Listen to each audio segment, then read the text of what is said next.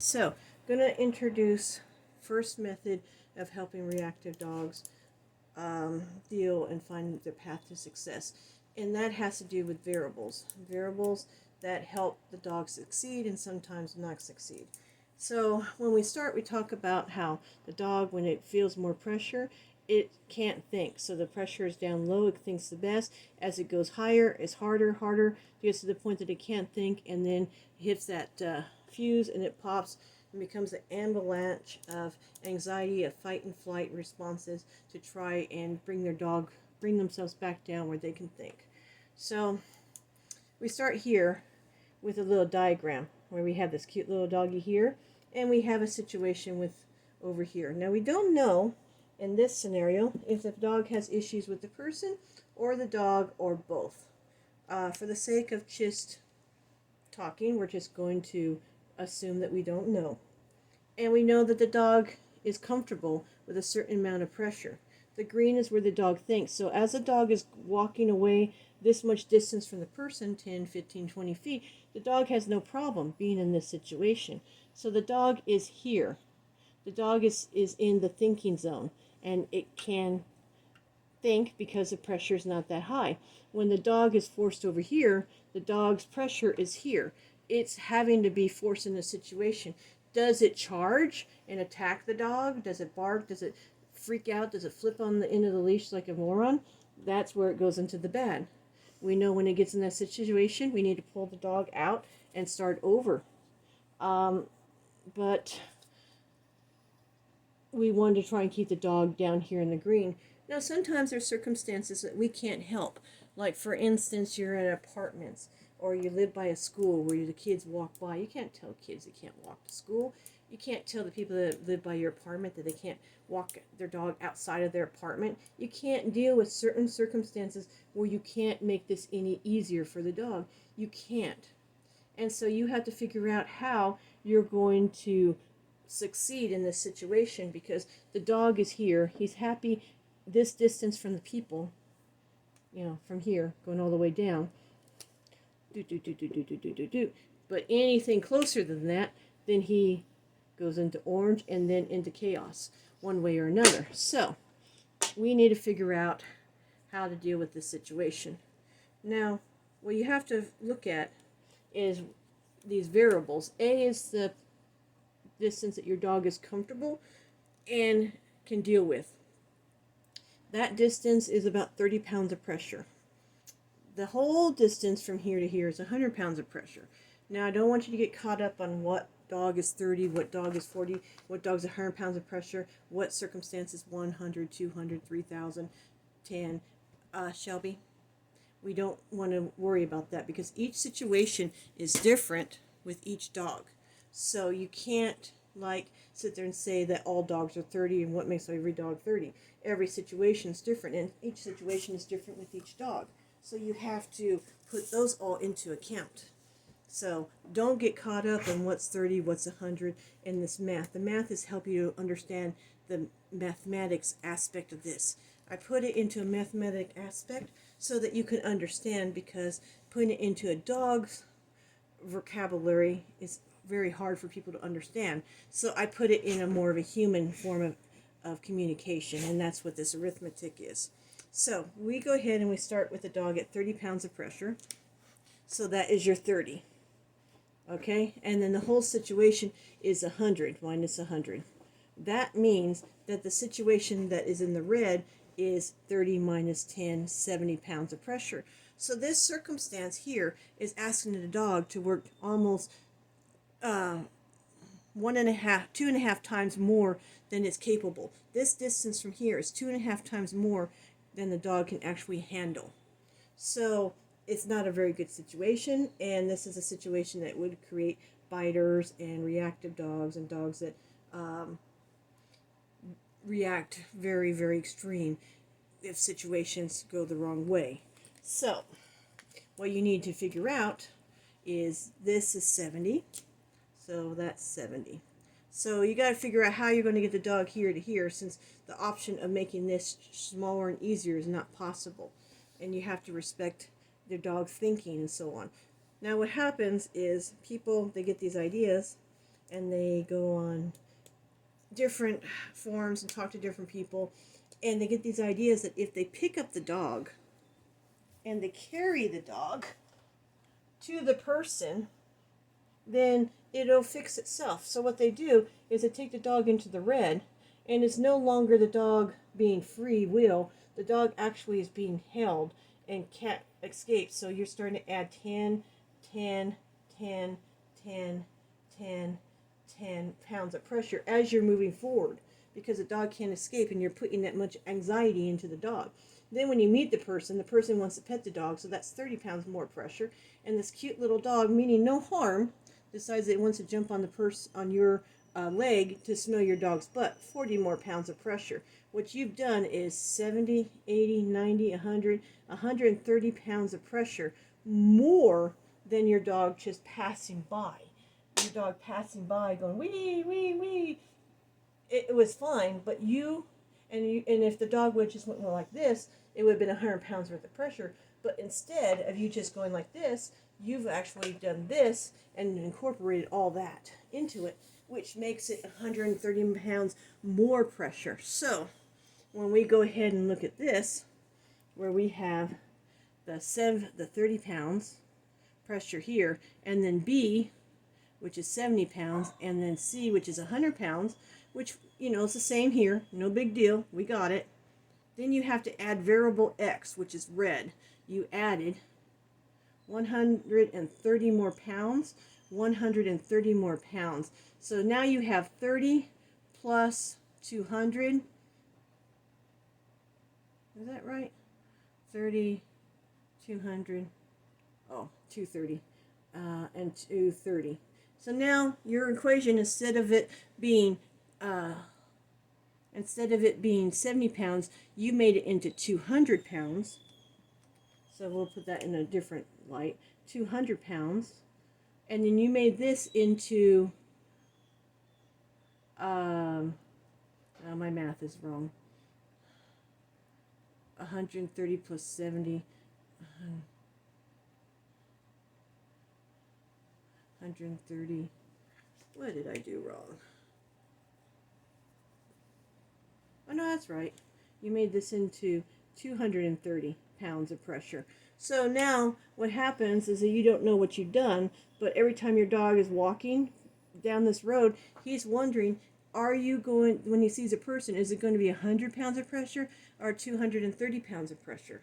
And then you're trying to be a good person, and you do the exact same thing to your dog again, and this time the dog decides that he's going to bite your dog or nip or do some aggression, which is 50 pounds more pressure.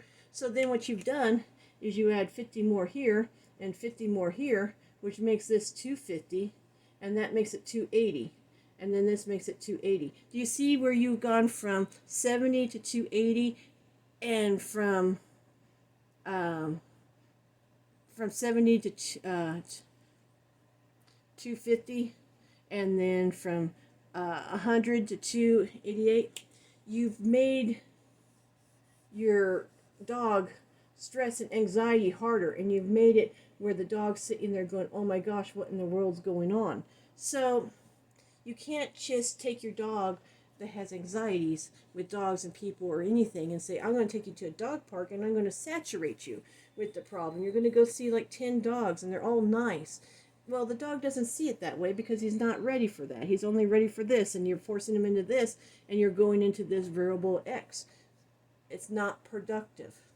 And then you picking up a dog and having every single person you know pet it and touch it, you're not helping. You're adding to the stress, this extra X, this X here, which is the variable of extra points that you're adding, 10, 10, 10, 20, 30, 40, 50. So that's not productive. And then if you, heaven forbid, you take the dog over here and you do this, okay? You do that and you get yourself up to 230, you add this under 130 from doing all that petting and stuff, and then your dog reacts, and then it can't think, and you decide that you're going to correct it when it can't think, then you're going to add another like 50 points of pressure onto it. Add that 50 and then add that 50 there. Do you see how working the dog in the red is non-productive, that you're actually setting yourself up to make your dog more miserable, make your dog more dangerous, making your dog more restricted in what it can do in society. It's not the way you want to go. Now, you have to figure out how you're going to make the dog make this bigger without making this bigger.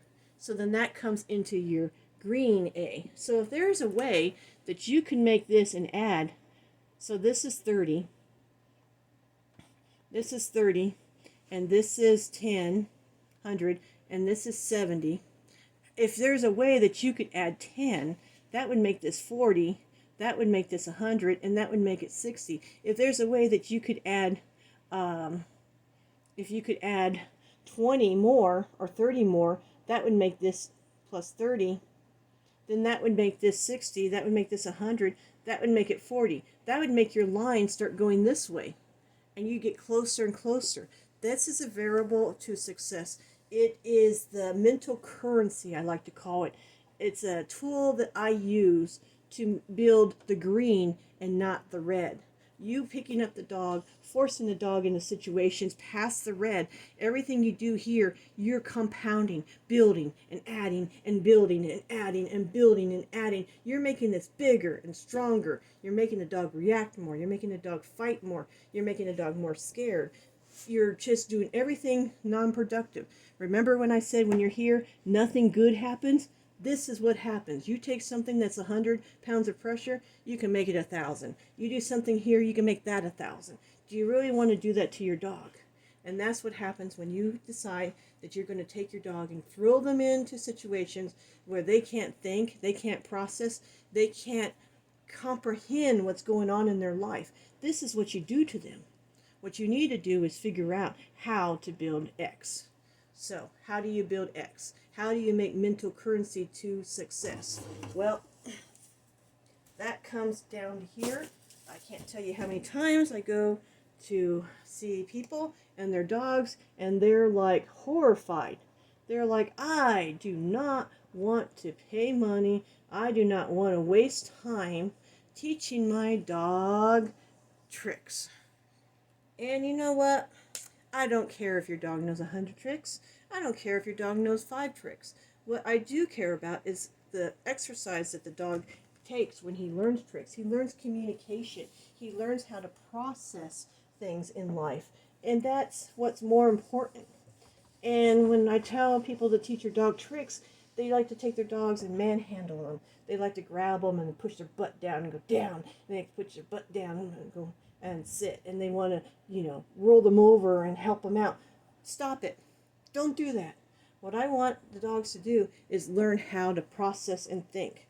When you take a dog from the wild, living out in the wild streets, and you try and teach them the first trick, it seems impossible. It is way up there.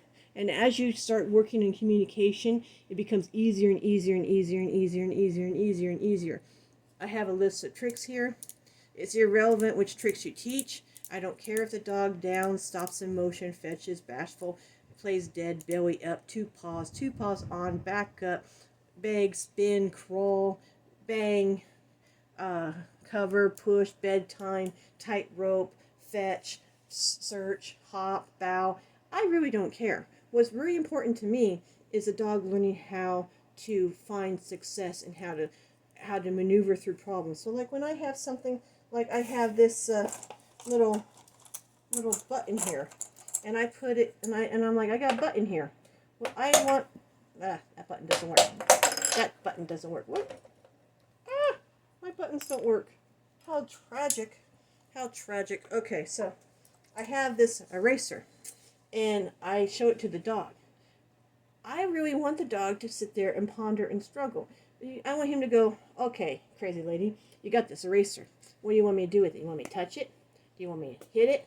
Do you want me to lick it? You want me to bite it? What do you want me to do with it? And as the dog's sitting there doing it, I can encourage him. Good boy, good boy, good, good, yeah, yeah, yeah. Oh! Oh, yeah, yeah, yeah, yeah, yeah! Teaching the dog how to find success by communication of positive and negative voices and approvals and stuff, but not telling the dog how to succeed, only encouraging and giving tips, like a hot and cold. Like if I want my dog to touch this and the dog is coming in, I'm like, yeah, yeah, yeah, aw, yeah, yeah, yeah, yeah, aw, yeah, yeah, yeah, woo! I want the dog to sit there and go, okay, well, that's what the trick is. That's what you want me to do.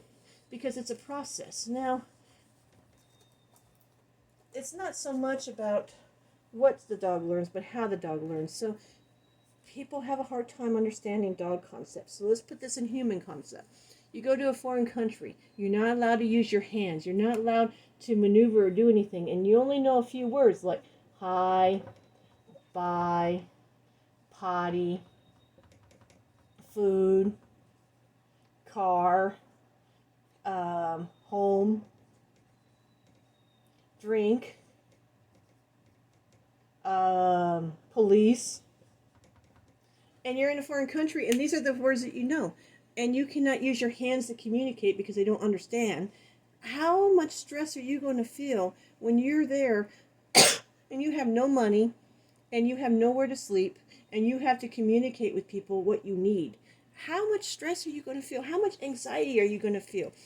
And then if it starts raining or snowing or doing something, this is what the dog feels like. You're way up here trying to figure out. And as you learn how to communicate with each word, do you understand? It becomes easier and easier and easier to translate and get what you want with people. So like when you knew nothing and then you learned 2 words and 5 words and 10 words and 20 words and 30 words and then you get like a phone that translates for you. Do you see that your life is less stressful? Do you see how easy it is for you to do things here? When up here, when you didn't know how to say anything other than 3 words, it was really hard and scary and stressful. That's what your dog goes through. That's why you want to teach communication and skills and problem solving. And you don't want to, for the all that's holy, is to sit there and take your dog and say, down, sit, stand.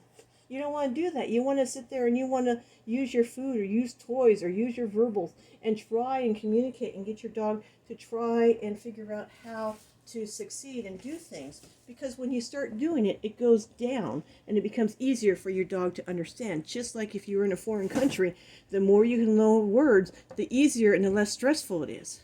That is what's important for me when I ask you to learn and teach your dogs tricks. And don't sit there and manhandle your dog with a choke chain, pinch collar, and force them on downs and sits because you're teaching them absolutely nothing. You're teaching them nothing that I need. You teach them to do this stuff by luring and cookies and praise, and you show them with toys. You make them think and problem solve and want to succeed. And they build their ability to go ahead and problem solve. Now, when you teach the one trick, that's how hard it is. When you teach more tricks, we go into number A. 4 tricks, that's how hard it is for each one. When you learn 12 tricks, it breaks down the pressure. When you learn 30 tricks, it breaks down the pressure even more. Do you see that? It's very important that you understand that. Because what that does is when I go back here, those become my variables. The tricks, X equals trick, pressure. So, when my dog is at 30 pounds of pressure, and I can get him to sit, he's working at 32 pounds of pressure. That is how I get my dog to be able to move this line this way. Now this video is going a little bit long, but this is why it's important. Because if I can get my dog to work with 20 pounds of pressure, where he feels comfortable right here, and then I go ahead and put 12 pounds of pressure, he's working at 32 pounds of pressure and he doesn't even know it. Then I go ahead and add 4 more pounds. He's working at 36 pounds of pressure and he doesn't even know it. That is how I make my dogs move forward without making my red variable stronger. So if you want to help your dogs, get out the cookies, get out their favorite toy, start teaching them tricks, start teaching them to use their minds. Don't sit there and bring out those prong collars and those pinch collars and try and tell them how they're supposed to do stuff. It's not what I want. What I want my dogs to do is do all their learning here. I don't want my dogs learning down here. So what you need to do is go back over here to this little sucker and learn how to do tricks. Learn how to do a lot of little tricks. Don't stop there. Keep going. And the more you teach them, the more you make those variables smaller. Because the variables that are smaller, going back to this one again, because this one's easier at this point.